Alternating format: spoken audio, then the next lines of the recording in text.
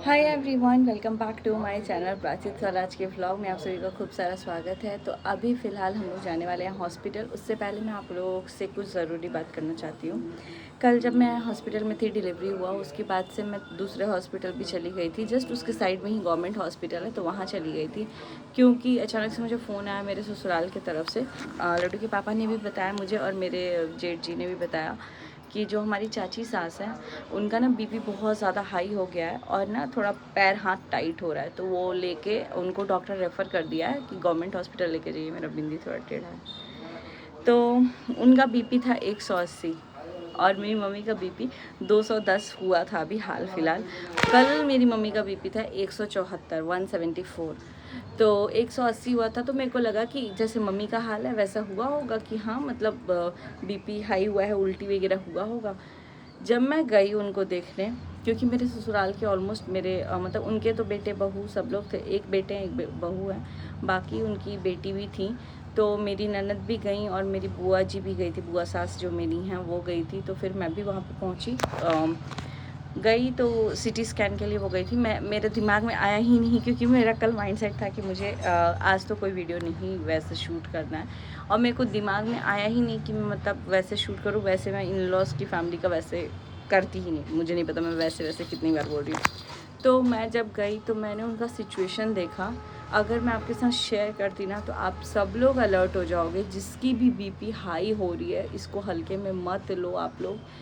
कल उनका सिचुएशन देख के मुझे बस इतना था कि जल्दी से ये छठियार वगैरह हो। उसके बाद से मैं अपनी लड्डू के पापा ने भी मुझे बोला कि मम्मी का हमें जल्दी से चेकअप कराना पड़ेगा, बिकॉज़ हम लोग इतने हल्के में नहीं ले सकते। जो मेरी खुद की जेठानी जी हैं, उनके पापा का बीपी हाई हुआ, ब्रेन हैमरेज हुआ और फिर 2 दिन के अंदर डेथ हो गया। तो अभी क्या हुआ है हमारे साथ कि चाची जी को मैंने देखा, उनको पैरालिसिस अटैक कर गया है कल। उनका ना जीभ ऐसे पूरा बाहर निकल रहा था। मैंने ना एक बार कोशिश की ऐसे जीभ अंदर डालने का, तो उन्होंने उंगली मतलब ऐसे दांत से आ गया। तब मुझे रियलाइज़ हुआ कि उनका जो जीभ है ना, इधर और इधर का, वो ना बार बार दांत के बीच में फंस फंस के जीभ कट रहा है। तो उनका ना जीभ बार बार अंदर किया जा रहा था। तो जैसे मुंह बंद किया जा रहा था ना, तो सांस लेने में थोड़ा वो दिक्कत कर रही थी। तो मुझे ऐसा लग रहा है कि वो मुंह से ही ब्रीथ कर रही हैं। और ना उनको उनके साथ ऐसा सीन हो गया था कि मुझे ऐसा लग रहा था कि मतलब वो जीभ कट ना जाए। तब तक मैंने भाभी को बोला कि भाभी इनका जीभ आप बार बार अंदर कर रहे हैं, सांस से उज आ रही है। तो बोली कि बाबू अगर नहीं करेंगे ना, मतलब मेरी जो एक जेठानी थी उनकी बहू, तो बोली कि अगर नहीं करेंगे ना सुचिता तो ये पूरा जीभ कट जाएगा। वो इतना रो रही थी, उनका हालत इतना ख़राब था क्योंकि उनके ससुर जी तो है नहीं, जो भी है बेटा बहू है। और बेटा बहू के बाद मतलब सास को ही देख रही थी, वो रो रही थी। मैं तो भाभी को देखी, भाभी पूरा रो रही थी। और बहुत सारे लोग बोल रहे थे पैरालिसिस का होता है, ये होता है, वो होता है। डॉक्टर ने रेफ़र किया दूसरे डॉक्टर को, फिर इधर उधर जाते जाते कहीं भी नहीं हो पाया अपॉइंटमेंट। तो एम्स में जा कर के उनको एडमिट किया गया। एम्स में गई हैं तो डॉक्टर ने बोल दिया कि अब ये ठीक नहीं हो सकता उनका जो पैरालिसिस है, क्योंकि उनका दोनों हाथ अकड़ अकड़ के ऐसे एकदम हो गया था दोनों हाथ में, और पैर में भी थोड़ा थोड़ा हो गया है। तो उनको सेंस ही नहीं है, उनका दिमाग कुछ, वो किसी को ना पहचान रही है ना कुछ कर रही है। मेन बात है वो आँख ही नहीं खोल पा रही है। मैंने ऐसे करके खोला भी तो आँख ऐसे ऐसे घूम रहा है, लेकिन वो किसी को पहचान ही नहीं पा रही है।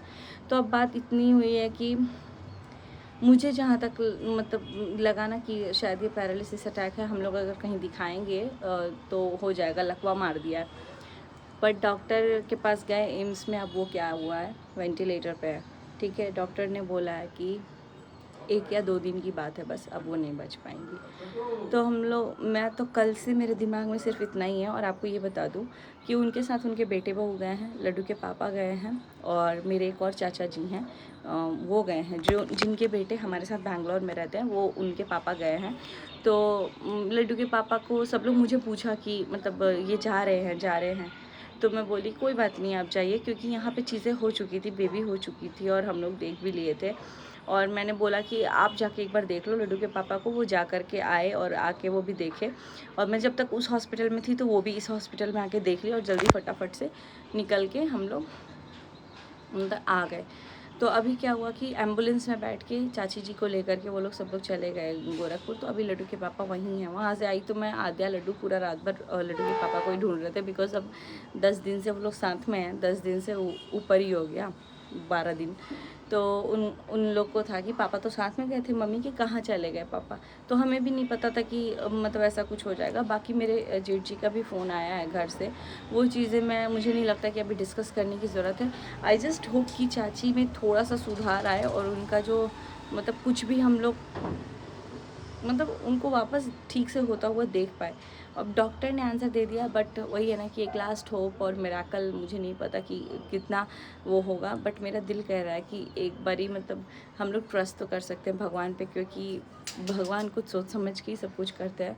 तो बस मैं यही चाहती हूँ आप लोग कमेंट सेक्शन में इतना सारा ब्लेसिंग्स दो, इतना सारा लॉन्ग लाइफ के लिए दुआ करो, क्योंकि मैंने जहाँ तक सुना है कि सब लोग मतलब प्रे करते हैं तो चीज़ें ठीक हो जाती हैं। बिकॉज़ हाँ, लड्डू के पापा कल जा रहे थे तो मुझे सब लोग पूछे, लड्डू के पापा भी बोले कि मैं जा रहा हूँ, तो मैं मना नहीं की, क्योंकि मुझे पता है उनकी मम्मी नहीं है, ठीक है। और हर किसी में वो मम्मी ही देखते हैं, ठीक है। किसी की भी मम्मी हो, उनको लगता है कि माँ बाप को मतलब कभी कुछ नहीं होना चाहिए, क्योंकि वो अपनी माँ को खो चुके हैं, और ख़ास करके मेडिकली कुछ नहीं होना चाहिए, ठीक है।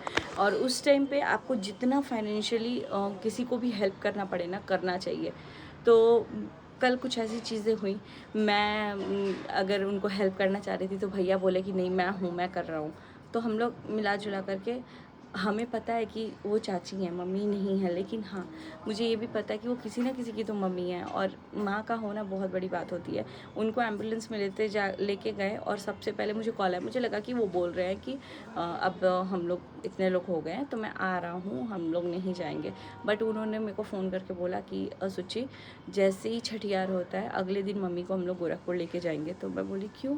तो वो बोले कि नहीं, एडमिट करा के मम्मी का पूरा अच्छे से चेकअप कराना है, बिकॉज़ 180 तो मम्मी का नॉर्मल बीपी है, जो उनको इतना बड़ा अटैक आ गया। और सच में डॉक्टर भी बोल रहा था आप चल कैसे रही हैं, आप मतलब बात कैसे कर रही हैं। कल जब ये खुशी खुशी गई हैं डिलीवरी कराने, तो मैम ने चेक किया तो 174 इनका बीपी था, और मेरा दिमाग उड़ गया कि मतलब कि सच में ये वॉमिट कर रही थी या जो भी कुछ हो रहा था मम्मी के साथ, हम लोग इतना मतलब ठीक है, हम लोग को लग रहा था, मेरे को तो था कि भाई मेरी मम्मी ठीक हो जाए, बिकॉज मेरी मम्मी का ठीक मुझे ऐसा लग रहा था कि उनका मुंह मेरे को पूरा फूला फूला दिख रहा था, एकदम सैड सैड सा दिख रहा था। तो मुझे जैसे ही मेरी मम्मी के मुंह पे रौनक आ गया, मुझे लगा कि हाँ मम्मी 80% ठीक हो चुकी है, 90% ठीक हो चुकी हैं। लेकिन अगर मैं देखूँ तो मम्मी सिर्फ 10% ही ठीक है, जिसमें वो सब कुछ कर रही है। बिकॉज अगर आपका बीपी इतना ऊपर से नीचे आ ही नहीं रहा है, तो या तो अब मम्मी को मेडिसिन स्टार्ट करना पड़ेगा। और मेडिसिन का ये प्रॉब्लम है, अगर एक बार स्टार्ट हो जाता है तो आप उसको बीच बीच में रोक नहीं सकते हो, आपको कंटिन्यूसली लेना पड़ेगा।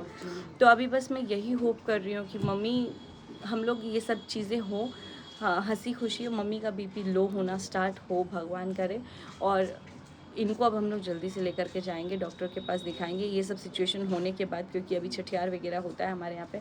अब मुझे ये नहीं पता कि क्या हुआ क्या नहीं होगा, बस आप लोग प्रे करना कि चाची जी की जो हेल्थ है वो ठीक हो जाए और उनकी लाइफ थोड़ी और लॉन्ग हो, क्योंकि एक ना एक दिन सबको जाना है, लेकिन इतनी जल्दी जाना कोई भी एक्सपेक्ट नहीं करता है।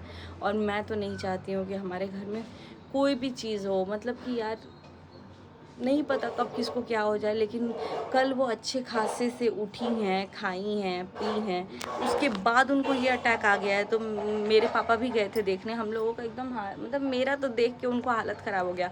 मुझे ये लग रहा था सेम बेड पे मेरी मम्मी मतलब कुछ दिन पहले लेटी हुई थी, 10 दिन पहले, मतलब 8 दिन पहले, और 8 दिन बाद मम्मी ऐसे चल फिर रही हैं सेम बीपी में। डॉक्टर ने उनको भी यही बोला है कि अगर आप कुछ भी करोगे तो ऐसी चीज़ें हो सकती हैं। और उनका, मेरी चाची का, बस खाना खाने के बाद अटैक ऐसे आया, उनका ब्रेन हैमरेज कर चुका है। अब उसका कोई सर्जरी नहीं है, उनका ब्रेन हैमरेज हो चुका है, लेकिन वो अभी वेंटिलेटर पे हैं। अगर आप लोगों में किसी को कोई आइडिया है कि हाँ मतलब क्या हो सकता है। और मैंने एक चीज़ और नोटिस किया, उनका एक हाथ से दूसरे हाथ में जा रहा था, कभी एक हाथ अकड़ रहा था, कभी दूसरा हाथ अकड़ रहा था। जब दूसरा हाथ अकड़ रहा था तो एक थोड़ा लूज़ हो जा रहा था। तो ऐसी चीज़ें मैंने नोटिस किया। अब आप लोग अपनी राय दे सकते हैं कि ऐसा किसी के साथ हुआ है कभी नोन में जो ठीक हुआ है, या फिर कुछ भी ब्रेन हैमरेज होने के बाद। और ये अटैक मेरे लिए तो पहली बार था, मैंने ब्रेन हैमरेज बहुत बार सुना है, बट मैंने कल जब केस देखा अपनी आंखों से तो मेरा दिमाग पूरा वो हिल गया है कि नहीं, हमें अपने मतलब मम्मी को तो फटाफट से इन सब चीज़ों के बाद लेके जाएंगे अच्छे से, ताकि मम्मी अगर ठीक रहेंगी तो घर में सब लोग ठीक रहेंगे। तो मुझे ऐसा लगता है कि जैसे ही अभी देखते हैं भैया भाभी कब तक आएंगे मुझे नहीं पता, लेकिन छठियार वगैरह हो जाए, जैसे ही हम लोग इन सब चीज़ों से खुशी खुशी फ्री होंगे, उसके बाद सबसे पहला काम होगा कि मम्मी को जा कर के हम लोग दिखा दें। बाकी आप लोग के घर में गाइस अगर किसी को भी बीपी का इशू है, चाहे लो है या हाई है, प्लीज़ टेक केयर एंड खूब अच्छे से ध्यान रखिए, इसको हल्के में मत लीजिए बिल्कुल भी, बिकॉज 130 140 150 में ही मतलब बहुत बड़ी चीज़ हो जाती है। और अभी 180 190 210 लिटरली पहली बार 210 मैंने सुना है। तो ये सारी चीज़ें थोड़ा सा मुझे ऐसा लगता है कि हमें ध्यान में रखना चाहिए और इसको हल्के में बिल्कुल नहीं लेना चाहिए। बाकी आप लोग अपने कमेंट सेक्शन में राय दे सकते हैं। और अब हम लोग निकल रहे हैं हॉस्पिटल के लिए। पहले मैं अपने बच्चों को छोड़ूंगी मेरी ननद जी के घर, क्योंकि मैं इतना देर इसीलिए की हूँ क्योंकि दोनों बच्चे खाएंगे पिएंगे नहीं तो फिर वो दिन भर ऐसे ही रह जाते हैं। तो अभी मैं दीदी के पास छोड़ दूँगी, तो मस्त वो लोग खा पी लेंगे। प्राचित भी यहाँ नहा चुका है। क्या हुआ, ठीक से बैठो, ठीक से बैठ जाइए। आपको झूला अच्छा लगता है? तो यहाँ पे प्राचित है, झूला झूल रहे हैं और आद्या अंदर है। तो अभी मैं चलती हूँ, ब्लॉग को करती हूँ यहीं पर। मिलते हैं बहुत जल्दी नेक्स्ट ब्लॉग में। Bye bye, till then take care, see you soon in next blog. Prachit आपको कुछ बोलना है? Like comment share subscribe. क्या बोलना है?